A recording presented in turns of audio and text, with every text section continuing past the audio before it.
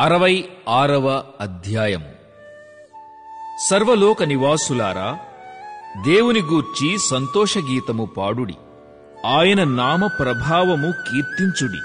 ఆయనకు ప్రభావములారోపించి ఆయనను స్తోత్రించుడి. ఈలాగు దేవునికి స్తోత్రము చెల్లించుడి. నీ కార్యములు ఎంతో భీకరమైనవి. నీ బలాతిశయమును బట్టి నీ శత్రువులు లొంగి నీ యొద్దకు వచ్చెదరు. సర్వలోకము నీకు నమస్కరించి నిన్ను కీర్తించును. నీ నామమును బట్టి నిన్ను కీర్తించును. దేవుని ఆశ్చర్య కార్యములను చూడరండి. నరుల ఎడల ఆయన జరిగించు కార్యములను చూడగా ఆయన భీకరుడై ఉన్నాడు. ఆయన సముద్రమును ఎండిన భూమిగా చేసెను. జనులు కాలినడకచే దాటిరి.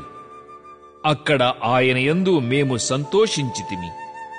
ఆయన తన పరాక్రమము వలన నిత్యము ఏలుచున్నాడు. అన్యజనుల మీద ఆయన తన దృష్టియుంచి ఉన్నాడు. ద్రోహులు తమ్ము తాము హెచ్చించుకొనతగదు. జనములారా, మా దేవుని సన్నుతించుడి. గొప్ప స్వరముతో ఆయన కీర్తి వినిపించుడి. జీవప్రాప్తులనుగా మమ్మును కలుగజేయువాడు ఆయనే. ఆయన మా పాదములు కదలనీయడు. దేవా, నీవు మమ్మును పరిశీలించియున్నావు. వెండిని నిర్మలము చేయు రీతిగా మమ్మును నిర్మలులను చేసియున్నావు. నీవు బందీగృహములో మమ్ము ఉంచితివి. మా నడుముల మీద గొప్ప భారము పెట్టితివి. నరులు మా నెత్తిమీద ఎక్కునట్లు చేసితివి. మేము నిప్పులలోనూ నీళ్లల్లోనూ పడితిమి. అయినను నీవు సమృద్ధిగల చోటికి మమ్ము రప్పించియున్నావు. దహనబలులను తీసుకొని నేను నీ మందిరములోనికి వచ్చెదను. నాకు శ్రమ కలిగినప్పుడు నా పెదవులు పలికిన మ్రొక్కుబడులను, నా నోరు వచించిన మ్రొక్కుబడులను నేను నీకు చెల్లించెదను.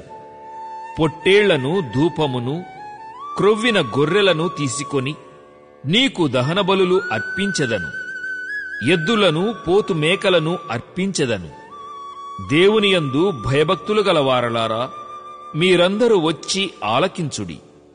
ఆయన నా కొరకు చేసిన కార్యములను నేను వినిపించెదను. ఆయనకు నేను మొర్రపెట్టితిని. అప్పుడే నా నోట శ్రేష్టమైన కీర్తన యుండెను.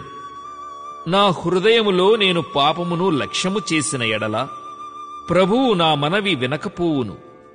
నిశ్చయముగా దేవుడు నా మనవి అంగీకరించియున్నాడు. ఆయన నా విజ్ఞాపన ఆలకించియున్నాడు. దేవుడు నా ప్రార్థనను త్రోసివేయలేదు.